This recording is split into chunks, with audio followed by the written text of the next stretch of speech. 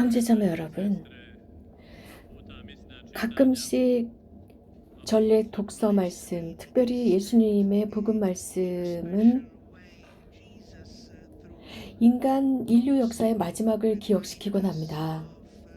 이렇게 오늘 마테오 복음사가는 한 비유를 제시하고 있는데 5명의 현명한 처녀와 5명의 우둔한 처녀들을 제시하고 있습니다. 그래서 이 세상을 살아가는 2가지 형태의 사람에 관해서 언급하고 있습니다. 최후의 심판, 하늘에서의 최후의 심판에 관해서 언급합니다.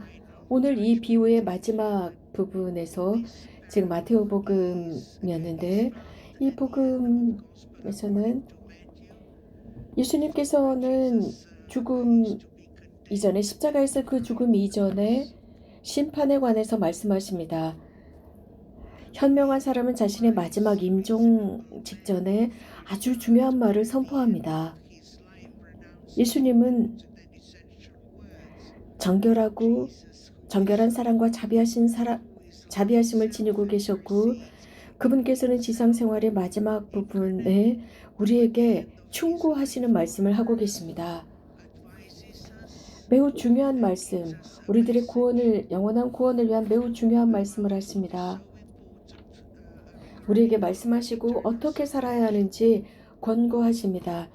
우리 영혼을 어떻게 구할 수 있는지 말씀하십니다. 그 외 많은 영혼, 주님으로부터 떠난 영혼들을 어떻게 구할 것인지 말씀해주고 계십니다.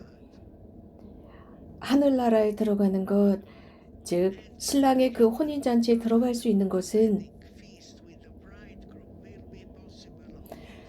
자신의 등잔에 충분히 기름을 가지고 있는 사람들입니다. 현대 카톨릭 교회, 오늘 카톨릭 교회에서는 동정녀 순교자, 지혜로운 순교자를 기념하고 있습니다. 십자가의 성녀 데레사 베네딕타 에딘슈타인입니다. 히브리 사람입니다. 예수님의 조국 사람입니다. 그리고 이분을 에딘슈타인이지만 수도명은 십자가의 성녀 데레사 베네딕타입니다. 유태인 가족이지만 시성되고 유럽의 수호성인으로 선포되었습니다. 이 에딘슈타인은 아빌라의 성녀 데레사의 자서전을 읽고 크게 감동을 받습니다. 그리고 이 아빌라의 성녀 데레사에 관해서 이렇게 말을 합니다. 이것이 진리다 라고 에딘슈타인은 선포합니다. 그리고 수도자가 됩니다. 데레사 베네딕타는 32살 되었을 때, 즉 31살 되었을 때 늦게 세례를 받습니다. 이 에딘슈타인이 알아보게 된 그 진리, 즉 나자렛에서 예수님에 대한 진리를 발견합니다.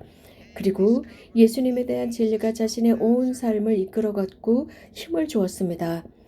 에딘슈타인에게 힘을 주었던 것입니다. 물론 그리스도인 가정에서 태어나거나 성장한 것은 아니지만 늦은 나이에 예수님을 알게 됩니다. 그럼에도 불구하고 오늘 복음에서 등장하는 그 우둔한 처녀처럼 생활하지 않으셨습니다. 에딘슈타인의 등잔은, 즉 회개한 이후에 에딘슈타인의 등잔에는 기름이 가득 차 있었습니다. 하느님만이 아십니다. 이 에딘슈타인이 2살 되었을 때 아버지를 잃게 됩니다. 그리고 어머니께서는 이 에딘슈타인과 나머지 형제 자매들을 이 유태교에서 정직하게 키우기 위해서 노력했습니다. 이 현재 우리가 기억하는 데레사 베네딕타, 즉 에딘슈타인을 키우면서 열심히 교육시키고 하느님을 찾도록 노력을 경주합니다. 그 하느님을 찾게 만들었던 교육을 통해서 하느님을 찾았습니다. 즉 주님께서 에딘슈타인을 찾으신 것입니다. 그리고 수도원에 입회합니다. 가르멜 봉수의 수도자가 됩니다. 그리고 그곳에서 열심히 노력하고 활동하고 많은 저서를 쓰고 자선 활동을 합니다.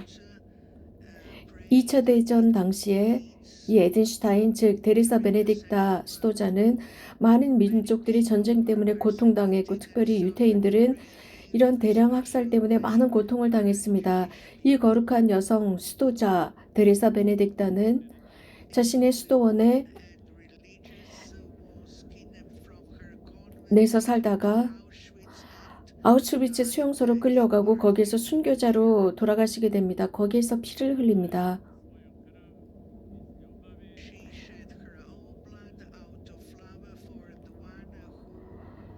그래서 유태인인 에든슈타인 이 동정녀보다도 훨씬 이전에 피를 흘리시고 우리들을 위해서 돌아가신 나자렛 예수님처럼 순교하게 됩니다. 세상의 구원자이신 그 예수님의 모범을 따라서 에든슈타인, 데레사 베네딕타 수도자도 돌아가시게 됩니다.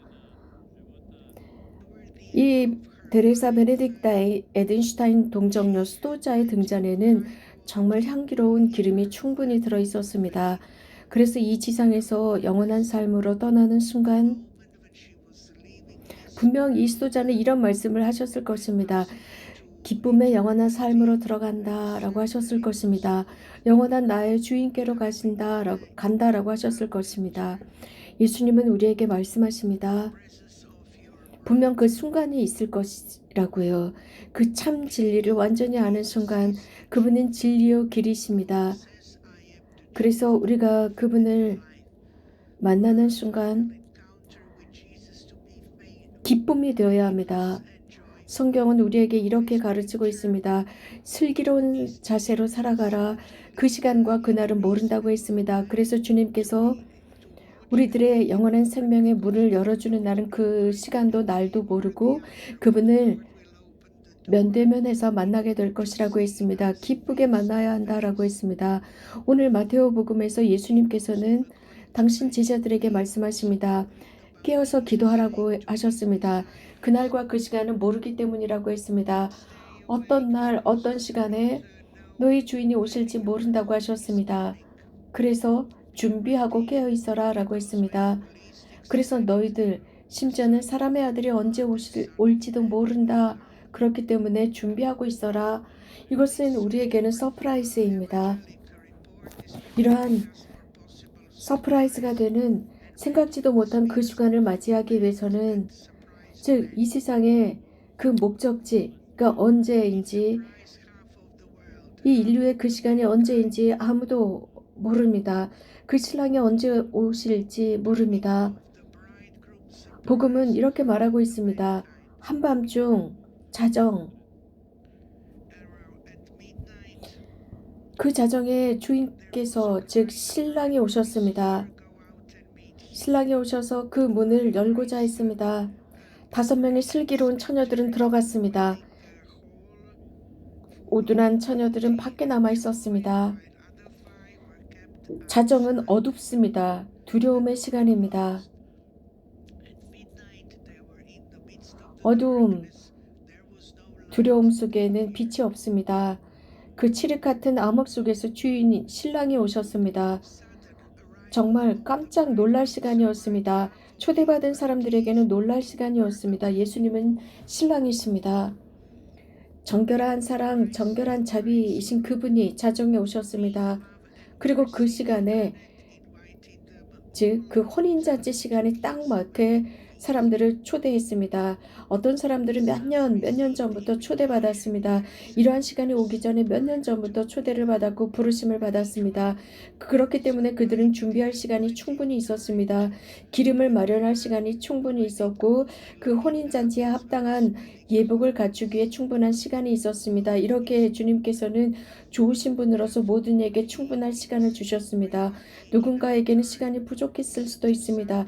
세례를 받았지만 준비하지 않고 기다리지 않았던 사람들, 우리는 지금 이 자리에 있습니다. 세례를 받은 사람들입니다.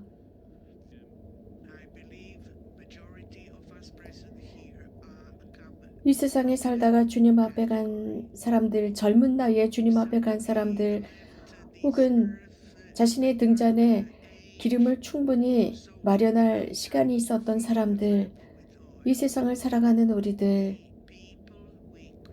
우리는 자주 그런 생각을 합니다. 아직은 시간이 있다라고 생각합니다. 혹은 젊은 나이에 이렇게 어린 나이에 왜 세상을 떠났을까? 왜 주님께서 부르셨을까? 왜 많은 고통을 이 젊은 나이에 그들에게 주고 이 젊은 나이에 세상을 떠나야 하는 것이고 이러한 가정에 고통을 주는 것일까? 왜 죽음의 고통을 주는 것일까? 이 모든 일이 왜 우리에게 일어나야 하는 것일까? 왜 우리 사랑하는 사람들, 우리 민족, 우리 국가 혹은 다른 민족들에게 이런 일이 일어나야 하는 것일까? 많은 의문을 지니고 살아갑니다. 하지만 우리가 그리스도인으로서 마음을 다해 기도하고 하느님의 계명을 지키며 산다면 분명한 답을 얻게 될 것입니다. 왜 이런 일이 일어나는지 답을 얻게 됩니다. 왜 많은 일이 나에게 이런 사건들이 일어나고 다른 사람에게 일어나는지 깨닫게 될 것입니다. 만약 그런 응답을 이 세상에서 찾지 못한다면 분명 우리는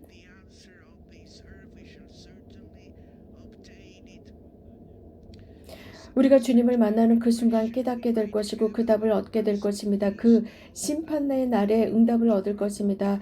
우리 그리스도인들 좋은 뜻을 가지고 살아가는 사람들 자선 활동을 하면서 살아갑시다. 그리고 우리들의 등잔을 채우도록 합시다. 시간이 있다고만 생각하지 맙시다. 신랑은 아직 오시지 않았지만 언제 오실지 모릅니다. 이 인생은 너무나 빨리 흘러갑니다. 너무나 순간적으로 흘러갑니다. 그럴수록 주님은 더욱 가까이 와 계십니다. 이 인류의 목적지, 그 목적은 정말 놀랍습니다. 5명은 들어가고 5명은 우둔했기 때문에 그 영원한 혼인잔치에 들어가지 못했습니다. 고통이 있고 이를 갈고 있습니다. 눈물을 흘리고 있습니다. 우리들을 위한 영원한 문이 닫혔기 때문입니다. 고대하지 않은 순간에 그 문이 열리고 닫힙니다. 정말 기다리지 않은 순간에 열립니다. 우리 주님께 기도합시다. 그래서 주님께서 이러한 영원한 문이 열리는 그 순간 우리도 주님을 만날 수 있는 그 시간, 그 신랑이 오시는 순간에 들어갈 수 있도록 만반의 준비를 하고 기쁘게 그분과 함께 할 수 있도록 해달라 청합시다. 우리들에게 생명을 주신 이 세상의 구원자이신 예수 그리스도와 기쁘게 만날 수 있도록 기도합시다.